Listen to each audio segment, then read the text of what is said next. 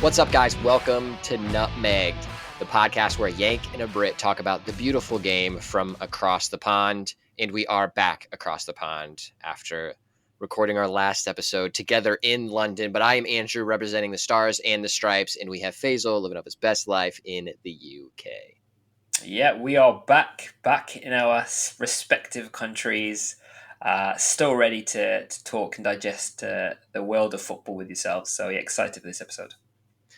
Love it. We've had a lot of big stuff happen from the last episode, and our listeners will know we record every 2 weeks. So a lot of football news and games happen in between that time frame. So we have a lot to dive into. So why don't you kick us off, Faisal? What do you want to talk about first?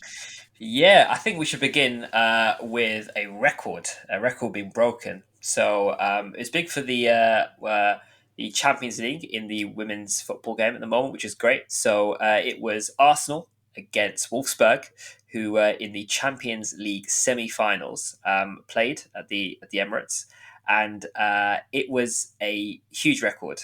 So it was over 60,000. That is actually a record for the women's game attendance figures. So massive, huge congratulations, and something it kind of throws back to the previous episode, which listen back and enjoy that one, because we do really dissect what more can be done for the women's game. And in that one, we do mention that a lot needs to be done in terms of ensuring that we have the fans in the stadium, because the fans in the stadium means that people are enjoying watching the game, and that's what brings the numbers in. So I think it's fantastic. It's a really big step for the women's game. Unfortunately, it wasn't a great night for Arsenal. It was a very, very tough game. So it was 2-2 going to extra time, and it was all heading in the right and positive direction for Arsenal. And then unfortunately it was a very, very late dramatic extra time winner. So you can imagine that for Wolfsburg, which are now going to the Champions League final for the 6th time. That's huge. So they're going to face the favourites, Barcelona, in Eindhoven on the June the 3rd. And we had Pauline Bremer creating a 119th minute winner in front of a record crowd. So that's insane. And that is obviously heartbreak for Arsenal. But I think it's a great figure, and something that we can see more. Do you think we'll see more bigger numbers hitting there, Andrew? I do, and we talked about, like you had mentioned in the last episode. If you listeners have not listened to that one, it's super fun. We have some cool guests that are a part of it as well, and we really talk deeply about some of the things happening in the women's game and how that can get promoted more. And I think that is happening, and we mentioned this in that episode, but slowly we are getting more media, more attention to the women's game, but it's not happening fast enough. It's good to see that this game is starting to get more hype, especially because it is such an important game against two of the best teams around, and it makes it more fun and more dramatic as well with being a late goal like that. Plus, it's a good match overall. It was a really close matchup. Arsenal actually had 54% of the possession, so it's fairly even for the most part. Arsenal just nudging ahead a little bit, and overall the infractions were about the same as well, so no team was really ahead of the other. So I think that made it more fun, and you're going to see more games like this, especially as the women game develops, because you're going to have more teams that have stronger players as opposed to some of the just behemoth clubs that you'll see out there that have all of the stars packed on them.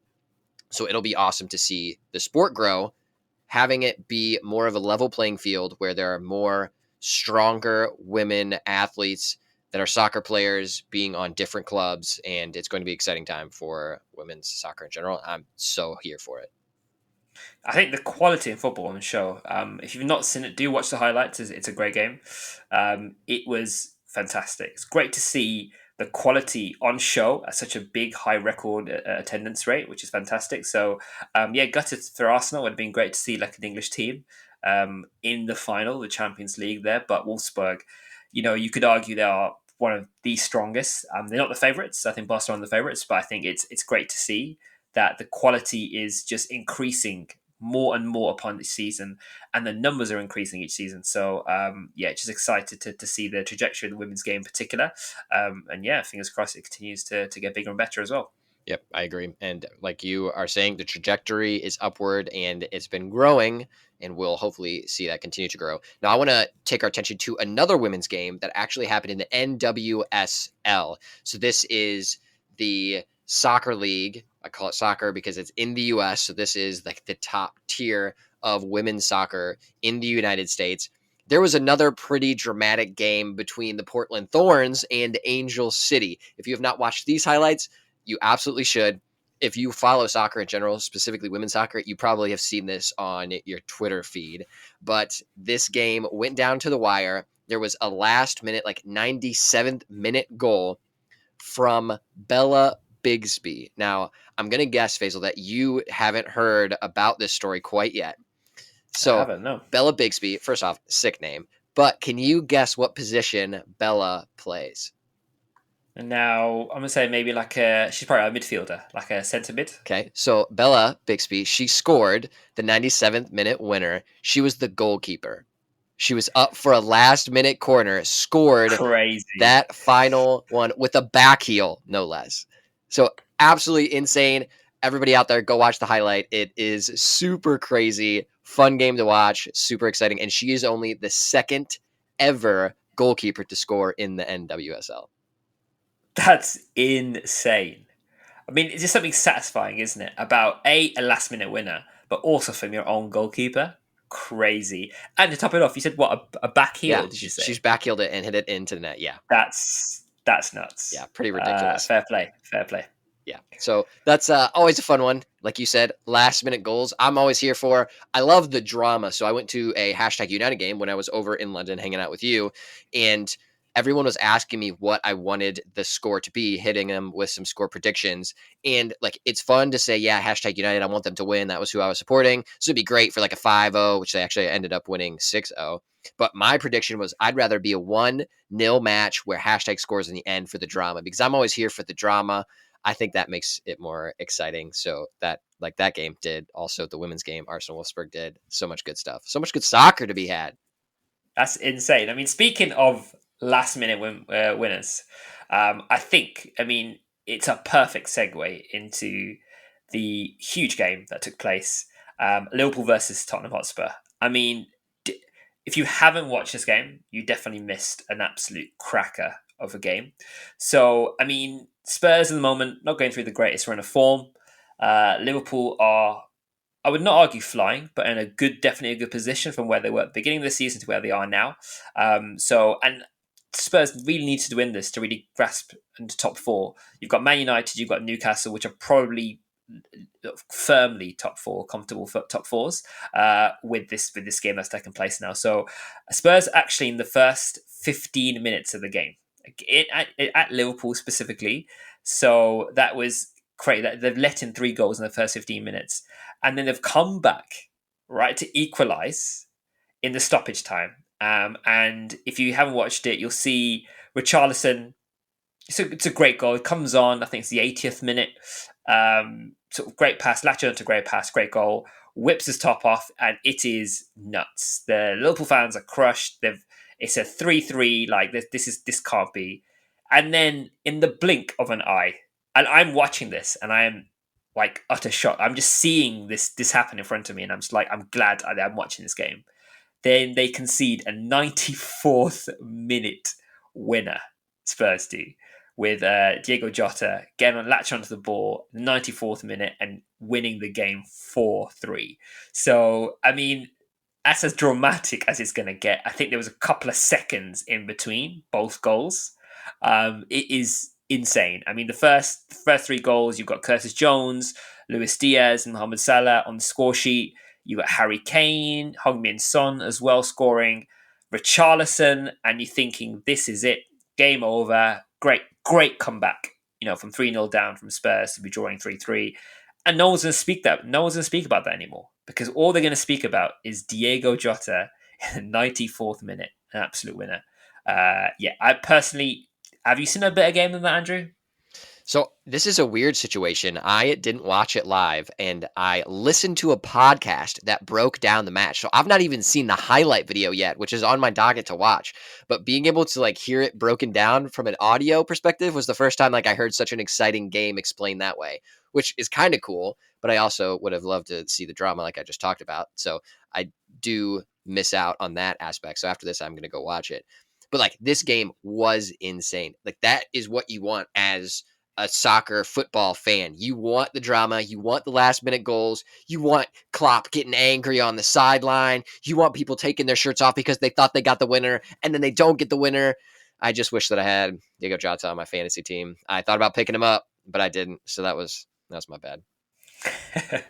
It's those sorts of games that are near the business end of the Premier League, where you just kind of see defense against attack, but on a whole different level, because teams are all playing out there to get that position, to get that top four, to survive relegation in some plays, and that's when you see some crazy results, like for example Brighton beating Wolverhampton Wanderers 6-0. So these sorts of games, you'd argue that I'm not going to bring it up again, but Man United and Liverpool, these numbers are huge, and it's only when you really dig into those sorts of performances that you realize it is very much against defense against attack. It's all out attack, and the defenses just crumble sometimes. When you let 1 or 2 goals in, statistically, it's not great. You're at your weakest at that point. So it's teams capitalizing on that, and also teams being more ruthless, in my opinion, and just really putting teams to the sword when they see a chink in their armor. When there's a couple of goals in, they're comfortable, they're moving the ball fast, and they're obviously trying to really kill off the game within the first half. That's what you see a lot of teams, and a lot of Premier League teams, especially in the moment. Within the first half, we're about 3 or 4-0 down, and it makes for some incredible football for the neutrals, but maybe not for the teams who are 3 or 4-0 down. I mean, we saw it with Tottenham last week. Like, they got slapped and ended up even refunding fans their tickets because they got beat. What was it, 6-1, I believe? Yeah. Yeah, that's a rough one. So you certainly do see teams now, and I think we've seen it in the past too, but maybe it's just a little bit more recency bias. So we're seeing it happen a little more frequently, or it's just more in front of our faces with some of the bigger clubs, that if there is a situation where you're able to go up 2-0, 3-0, they don't put their foot on the brake. They just keep trying to go and keep trying to score. I think that's also a part of, maybe this is a little deeper thought, but I think it's from players also wanting to get their stats boosted up and trying to do more specific things that will add their stats higher to pad those stats, because in the world of soccer now, there are pundits everywhere. We're creating podcasts, and the media are always talking about the different points. And a lot of those are who gets a golden boot, who's scoring goals, who's the most exciting, how many goals you score and assist end up equaling how large of a transfer fee that you can end up recording for yourself. So it's just a lot of media. And I think that is just one thing that goes into the equation of why teams now are just trying to go so hard, even if they are in the driver's seat in a game. But I have a question for you specifically about Tottenham. Tottenham they've been rough. And I know I need to not say Tottenham. It's like Tottenham. I got to blur it together. I got to work on That's that. it. Tottenham. There we Tottenham. go. So I know that Spurs. Spurs, yeah, that's a little easier. So Spurs specifically, they have been struggling ever since Conte left, and even before that. Do you think that Tottenham is broken? It's really difficult to say, because you would argue that historically Tottenham just haven't really been performing well. They always feel like they just won't.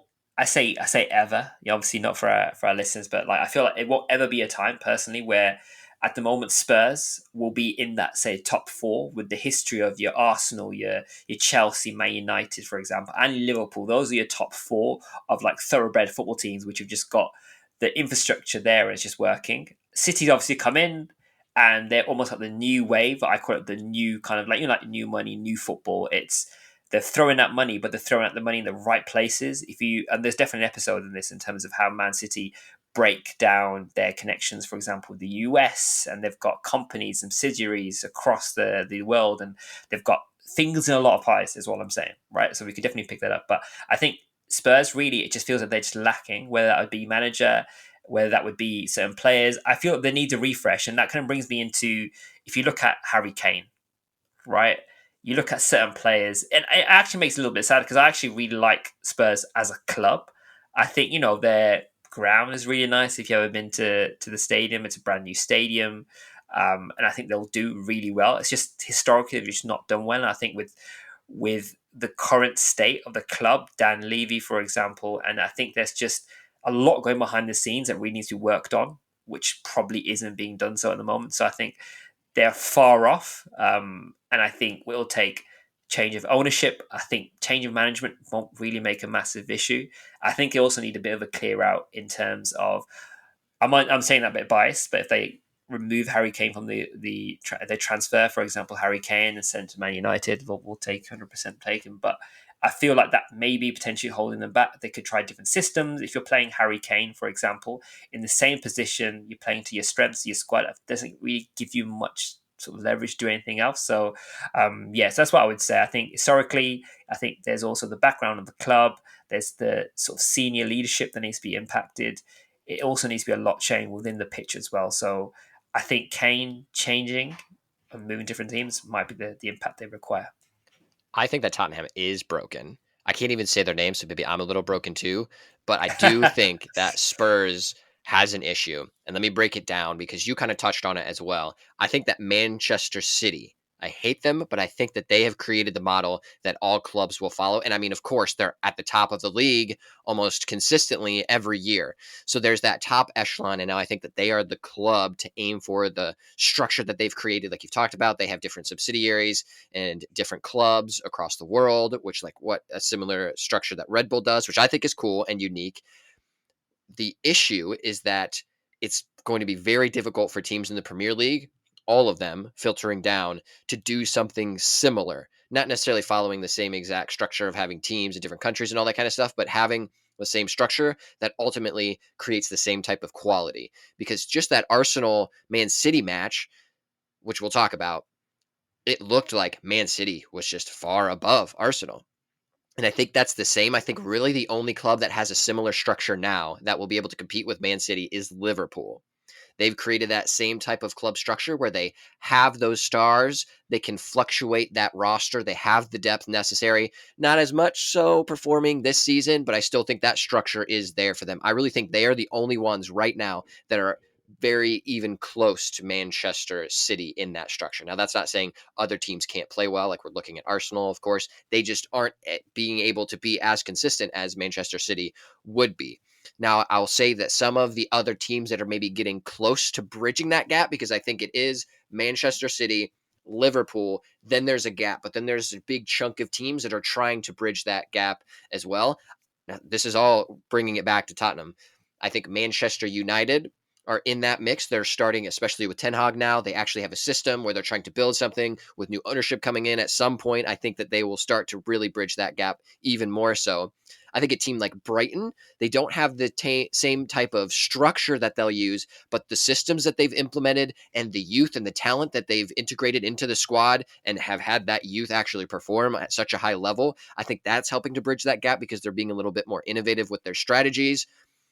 Tottenham, you would think, would be there because they're fairly competitive most years, but I just think that they are not investing in their club the right way to be able to bridge that gap. So I really think that they are broken. And I think you talked about Harry Kane. I think it's time for Harry Kane to move on because he's not going to get a trophy with Tottenham. By the time he retires, he won't. Then you have to have that existential crisis for him of saying, wow, he's like one of the best strikers of all time, but is he really? He didn't win anything in his club career. So that's kind of a tough question to have. I think ultimately it breaks down to Tottenham are not there. They're not getting there fast enough as they should be. Harry Kane needs to move on so that he can have a solid career defining moment of winning some type of silverware.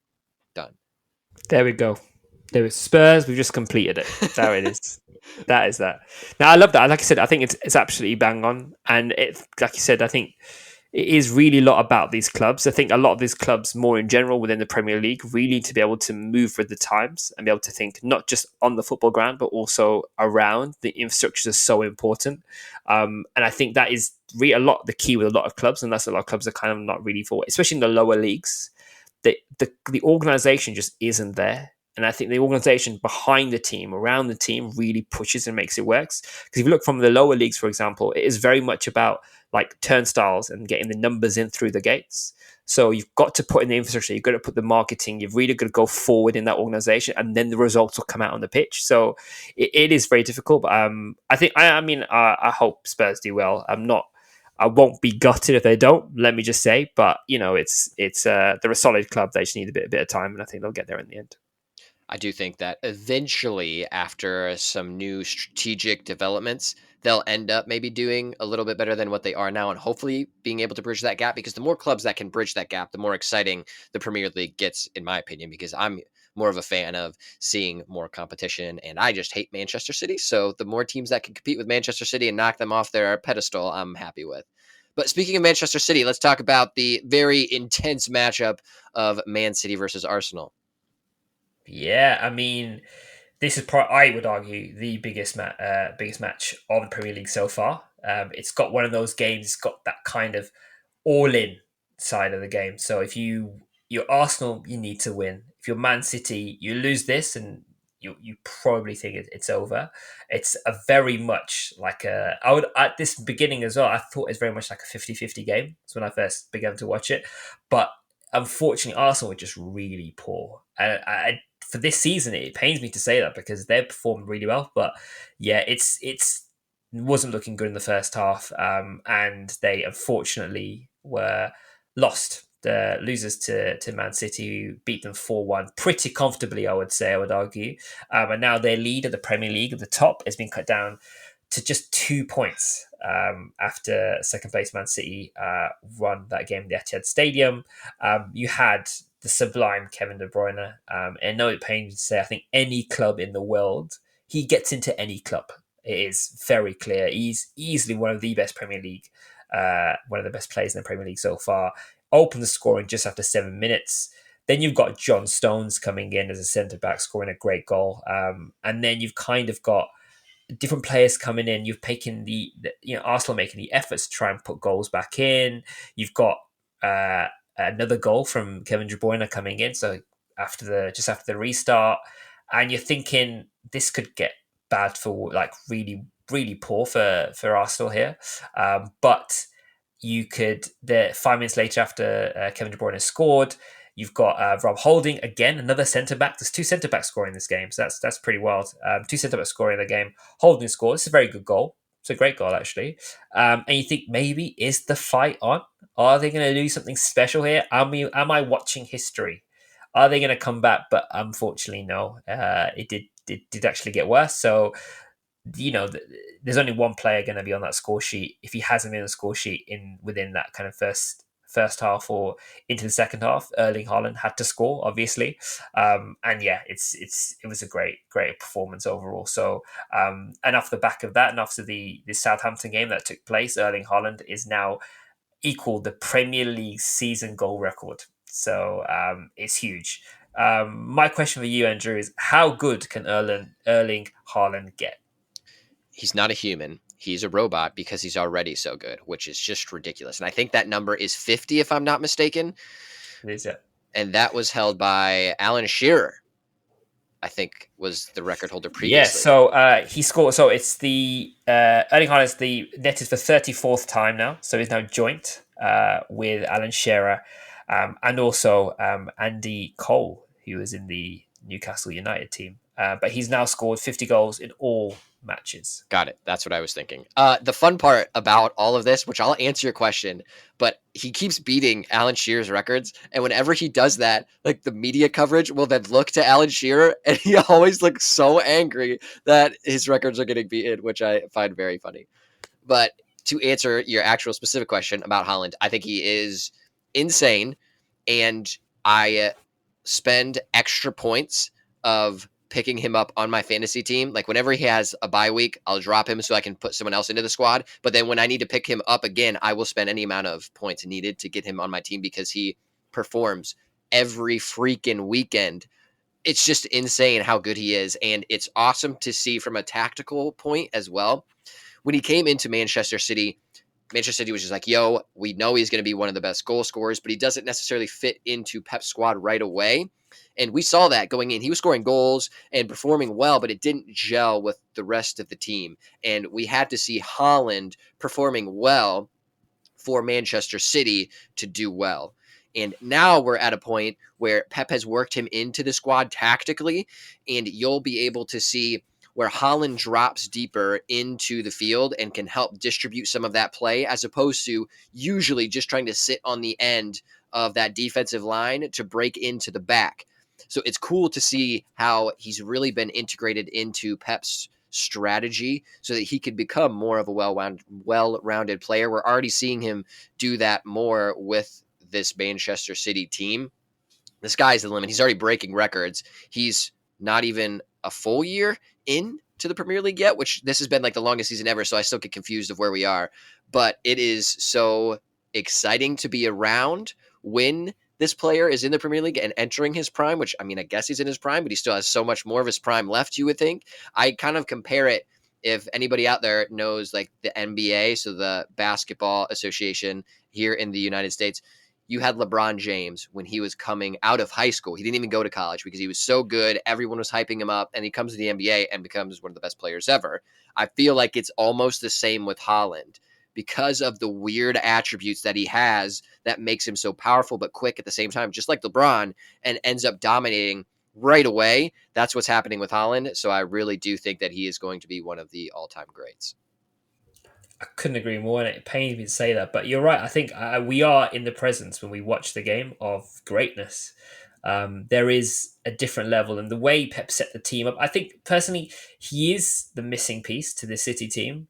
And if they can beat Real Madrid, I think they're fairly comfortably going to win the Champions League, which is, I think it's about time. I mean, I don't want it to happen, but I can see it happening now with the way they've set the team up with the likes of Foden, coming in comfortably. You've got obviously Kevin De Bruyne in that space as well. You've got players like Gundogan, for example. There are players which can provide for him, and all he needs is a ball in, and he's going to finish it off. And his hold up play is excellent as well. Like you said, he can drop back a little bit, hold the ball particularly well, have the runners to the left and right. You've got some incredible left. But you've got Kyle Walker on the overlap, for example. You've got incredible players coming left and right. So it's just a matter of time before we see him lift the Premier League, but also not long until he lifts the Champions League as well. So plenty more to come, and it's going to be fun to watch.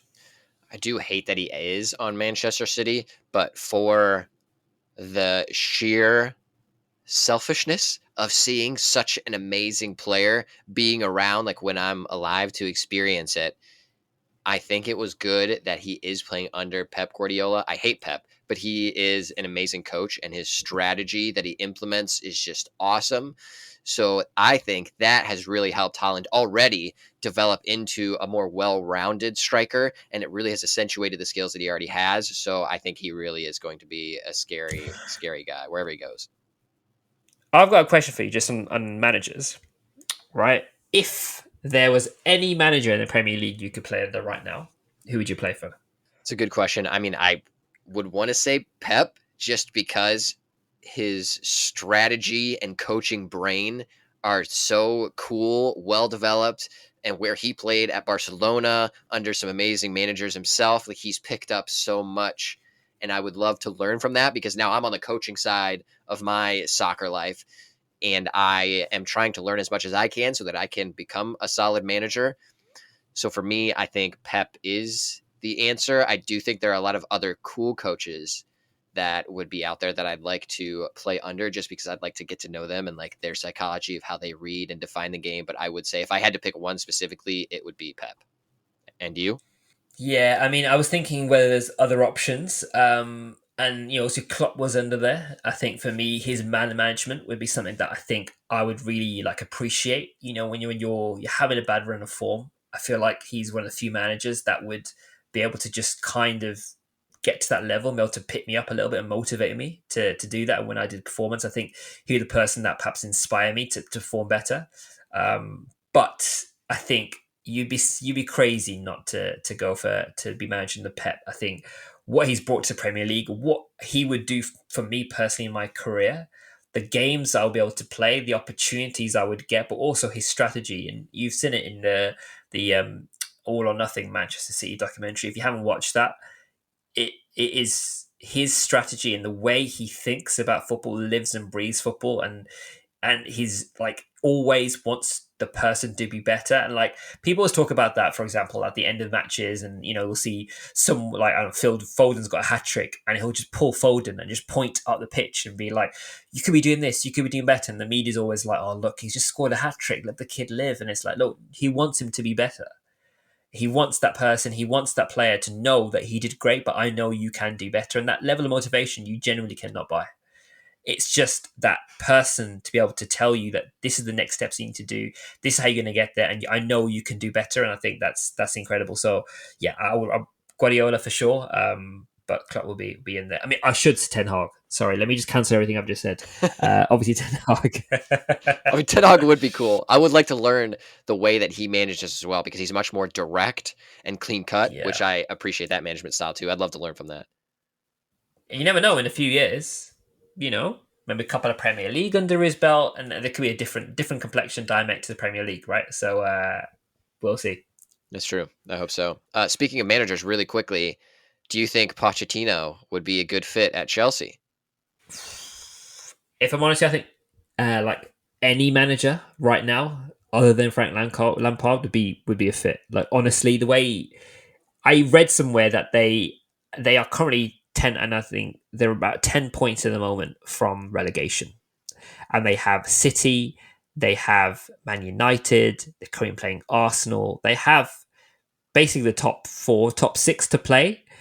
They could potentially be not in a relegation battle. Let's be serious and reasonable now, but that could be an option. So I honestly think they probably take Sam Allardyce. If I'm honest with you, they would take pretty much any manager.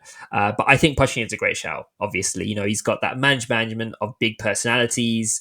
He's got that. He's had that experience of being out in PSG. He can handle those egos, those personalities. So I think there's a lot that he can definitely do. So I think Pochettino is a great shout for Chelsea, and I think for sure, I think he'll might get him into that comfortable top seven, maybe top six scenario. But that's all. And I think give him a good preseason next, and give him a solid season, and I think he could turn around their fortune. So yeah, maybe he's the right person for the right moment. I don't know what to think. I always thought Poch would be great at Manchester United. I wanted him before we had like that carousel of managers we've had over the past couple of years. Now I'm not so sure if he would be the right guy. Granted, I think, yeah, anybody other than Lampard. It is sad for Lampard. I liked him as a player. I think he could be a good manager, but he's been put into some difficult situations. I don't think it was the right move getting rid of Potter, actually. I would have liked to seen him have more time to implement a system, because what he did at Brighton was fantastic. And I mean, we're still seeing Brighton doing well based off of a similar system to what Potter implemented there. With Poch, though, he's been out of work for a while. So that means one of two things. One, he either has chosen to step away from football for a bit just to get a break, or he's waiting on the right type of place to go, and he's looking for the right type of project. I guess there is one other alternative. People don't want him, which I don't think it's that one per se, because I do think he has enough of managerial cred to be able to take over a big club. And we've seen him be a good manager previously, not necessarily winning anything with Tottenham, but doing some good stuff, getting to the Champions League final, if I'm not mistaken. So he does have some good things that he's done. I just don't know what manager would want to go in to Chelsea right now the way that it is being run by Todd Bowley, and with the overloaded roster that they have. Like, how do you go into some type of club like this and knowing that your reputation is on the line, especially Poch as well, because he's never really done anything too big. Like, he has to go out and do something impressive to be considered one of the top echelon of managers out there, because his stint at PSG didn't go too well either. So I don't know if this is the right move for him personally. I think if I was Chelsea, yeah, 100%, I'd try to get him in. I'd try to get Sam Allardyce. Yeah, anybody really that could take the job, that really could kind of build some forward momentum or something. But the state of it, who knows? Who knows what's going to happen? It's a difficult one because, like I said, I think Chelsea again are football heritage. You would argue that maybe with the likes of Roma at the moment with Jose Mourinho, and the fact that Juventus are now back in that top three with their 15-point deduction being kind of taken back, so they're actually back in that space now. And I think I'd argue that maybe could Jose Mourinho be back in the picture? I mean, I appreciate he's already come back and he's done his I would argue his last dance there, but that's a potential as well. If they have a poor season and Roma don't get the Champions League, they kind of probably should deserve. Is that the issue potentially? Could he go back there? But like you said, I think any manager is going to be more than happy to take that, and I think they'll be very happy with any manager taking space in that as well. So, speaking of clubs and how clubs are run, obviously we saw the important. Obviously, the managers do well, but specifically for the club, but also the players do well on the football pitch. But it's also really important, and I'm going to run through a couple of things here that I think really are really nice, good news stories to kind of break into. So a lot of footballers are doing great on the pitch, but also doing great things off the pitch, and I think that's really important to sort of flag and clarify as well. So first player is Trent Alexander-Arnold, one of arguably Liverpool Academy's finest players at the moment as well. So he's teamed up with the PFA to launch the After Academy, which is going to provide career opportunities for former academy players, which I think is fantastic.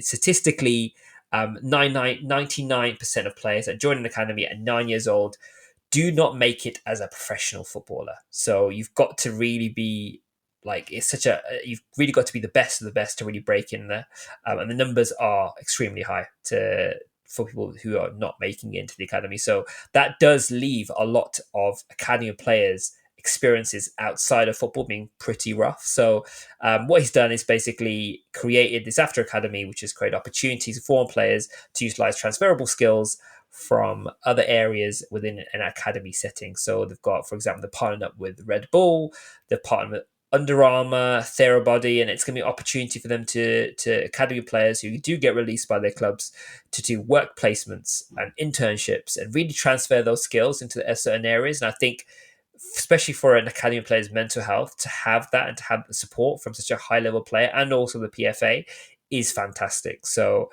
yeah, it's really, really great to see, and I think that's a lot that players can learn from that specifically. So yeah, I think that's a really big good news story from the Liverpool side as well. So they're doing stuff on the pitch, but also off the pitch as well. Another one and a couple of other stories, and that'd be good to get your opinion on these things as well after Andrew's also. Callum Wilson, Newcastle forward at the moment as well. So he visited a Gateshead food bank in Newcastle to pack emergency food parcels and share his own experience receiving similar support when he was younger. So I think this is fantastic to sort of see the support he's doing and support he's giving. So he's visited one of the club's local food banks in light of the Trussell Trust's latest report finding, which is trying to eliminate the need for food banks in the United Kingdom. And there's apparently nearly 3 million emergency food parcels being provided to people facing hardships in April 2022 and and March 2023. So it is great to sort of see that support, to have those sort of players in those areas and those arenas outside of their actual footballing sort of talent to really support and really show the fact that they're actually going to support things outside of the football they play as well. And the final person is Raheem Sterling has partnered with the University of Manchester and King's College London to provide 14 scholarships to students of Black, African, and Caribbean heritage. And that's going to start who are starting their academic year in the 2023-2024 academic year. So the aim of these scholarships is to really provide equal access to higher education and also close the degree attainment gap for Black students. So there's been some research which has shown that less than in 2021 to 2022, that less than 5% of all UK students starting undergraduate degrees at Russell Group universities were Black. So these 4 scholarships are going to be 2 for each university, will be given to 2 students starting their degree programs in 2023. So over the next 3 years, there'll be more opportunities for young people to apply. And I think that's incredible. And the work that he's doing and the rest of the other players are doing to support sort of the society and community off the pitch is incredible. What are your thoughts on players doing that sort of stuff? And should they just stick to football? I love seeing this, especially because football is such a community sport. And the more that these idols, because there are kids out there that idolize these players that are the heroes of so many young kids out there, to do important work like this that makes their communities better is fantastic. We should see this happening more and more. And the media should be covering this type of stuff more and more as well. There are the annoying people out there that say athletes should just stick to their lane. They should just be athletes. They shouldn't dabble with anything related to politics or public opinion, all that kind of stuff. I think that's garbage. If you are a human being and you are registered to vote wherever you live, you have the ability and the right to talk about politics as much as you want. And if you are in a position of power or influence, you are the one that got there. And if you're still a part of that registered voter cohort where you are going to be voting for the leaders of your country, you just so happen to have that influence, that's good for you. The other people that are complaining should then work out how they can get some more influence and stop complaining. So I find that very annoying because I want more athletes to do stuff like this around the world. I wish that it got covered more, and I wish that athletes felt like they could do this more without having any type of negative thing associated with it, whether they are trying to get involved in politics or if they're just trying to do it to benefit their image, because this really helps communities. And to the point of where kids want to be professional footballers, they want to be professional soccer players wherever you are. Like, that's a thing that's been around since I was a kid. I wanted to be a professional soccer player when I was a kid. And you ultimately are most likely not going to be a professional soccer player. That's just how it goes because the percentage is so low. However, if you're seeing that the people that you are trying to become doing other important things in the community, then that means you will want to do the same. And also, you're seeing that these players are setting up ways for younger people to be successful. That's cool because then you're seeing, I wanted to be a footballer, but I'm probably not going to be able to make it as a footballer, which is okay. But then I'm seeing all these other cool opportunities that these footballers have set up for me as a young kid that I can go take advantage of. So that is just so cool to me. I really respect players that go out of their way to do that, especially in light of other people trying to shove them down for making positive impacts in their community and in their world. It's about leading by example, isn't it, really? I think that's so important because, like you said, it's that you hit the nail on the head. People and children, especially, are watching these players day in, day out and seeing them do great work like this to support them and to really build them up. It's kind of the way I kind of see it is like footballers have done well, they earn a lot of money, but what they're doing, they're not shutting the door behind them, right? They're opening the door and they're helping people to really get what they deserve, give them the skills to be able to be successful as well. I think that's so important. That's important for all of us, whatever we do, right? So whether that be yourself, for example, doing mentoring or helping other people, for example, it's about supporting those that require it and helping people. It's not shutting the door behind you. It's about turning around, getting your hand and actually giving people a hand below you and giving people support you to take that to the next step and next level. So I think it's fantastic. And these three stories are just like examples of how footballers, when they've given that sort of time, when they've given the opportunity to really think about something that they really care about and given them the money and the support from big organizations, for example, like PFA, King's College London, for example, University of Manchester, and these things just happening in the UK. So it's fantastic to see that. Yeah, I hope football's continue to do so, and it's really, yeah, it's really great to see. Yep, I agree. And I would love to see that happen much, much more. So kudos to all of the players out there trying to make a difference and actually making a difference. We greatly appreciate you. Now, I have something fun for you, Faisal. Let's do a quick Twitter thread. There are some very Yeah, love it. interesting things in this one. This is just a collection of random and interesting football facts. The first one is kind of weird and maybe makes me think that we live in a simulation. So the difference between Messi's age and Ronaldo's age is 869 days. The same difference between Messi's first son and Ronaldo's son. Wow, that's freaky. Isn't that just freaky? If you look at it from a scientific perspective, that's freaky.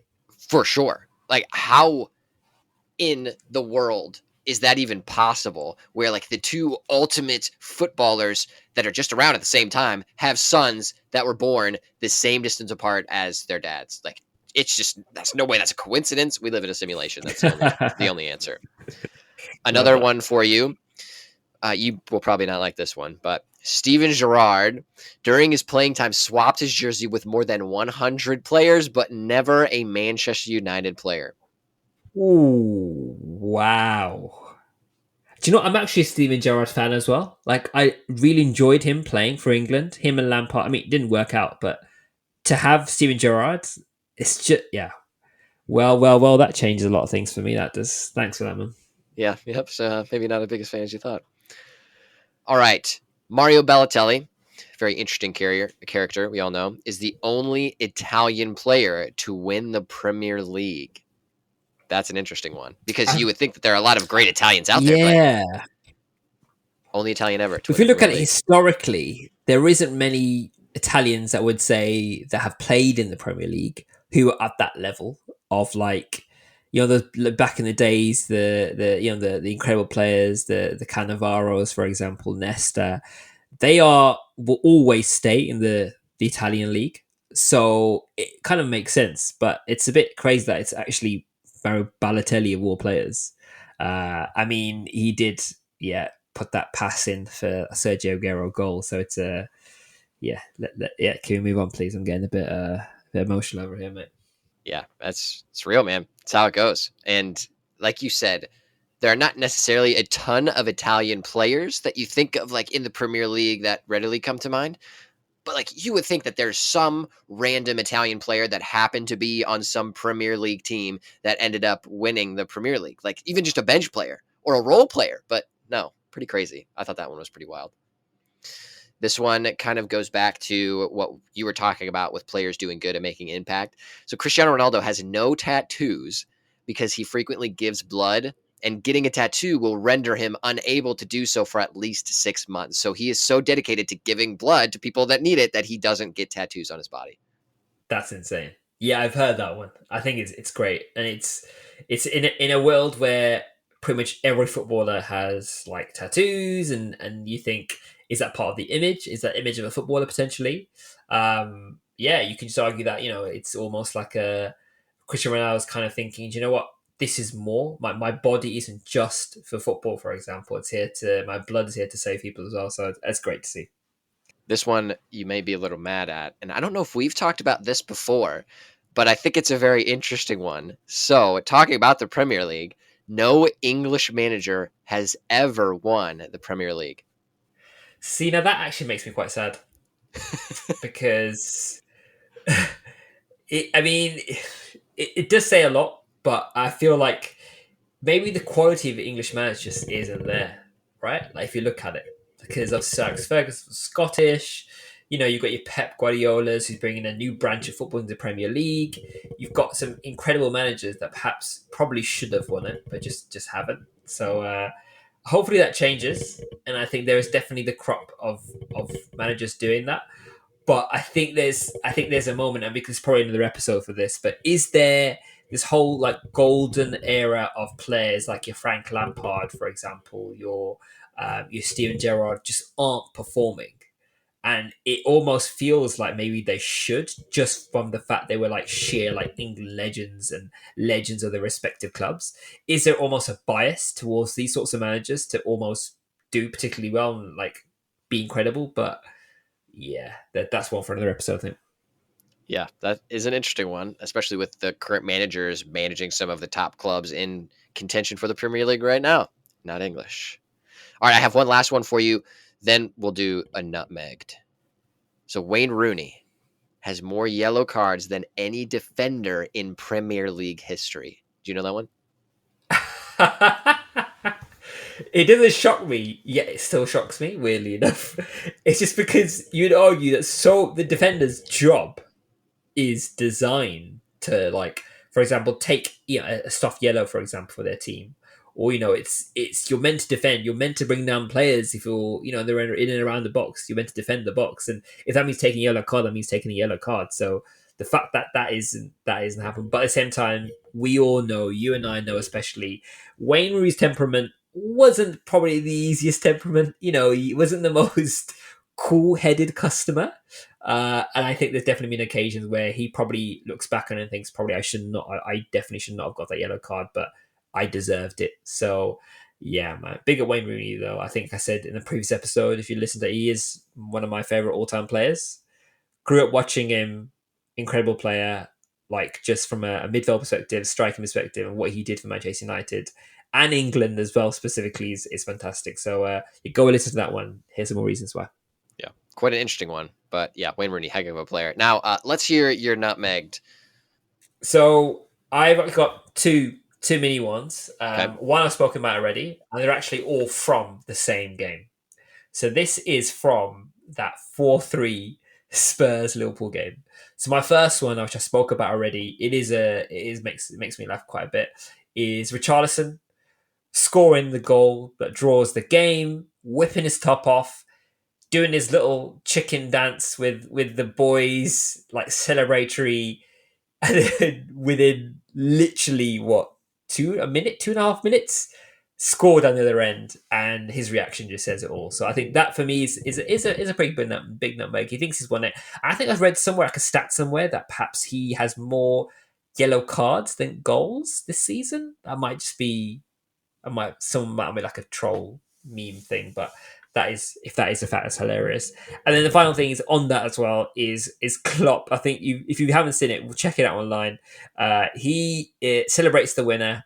He runs down the line, and he like, as he's running down the line, he like does something to his hamstring, and it's just like twinges, and he's like, oh, and it's just hobbling back, and it just makes me laugh. And I think that is hilarious. But it's not necessarily a nutmegged, but I think it's just funny. If you're celebrating goal at that level, it's running down the side of the pitch and you get injured, that's pretty funny. So yeah, that's what I would say. What's yours?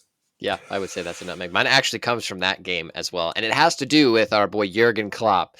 So, as you'll know, game happened, it's over. Then he goes to the press and spoke with the media right after Liverpool's win, and he specifically calls out the referee. So he criticized Paul Tierney for his management and refereeing of that match, even saying that Paul Tierney has something out for Liverpool.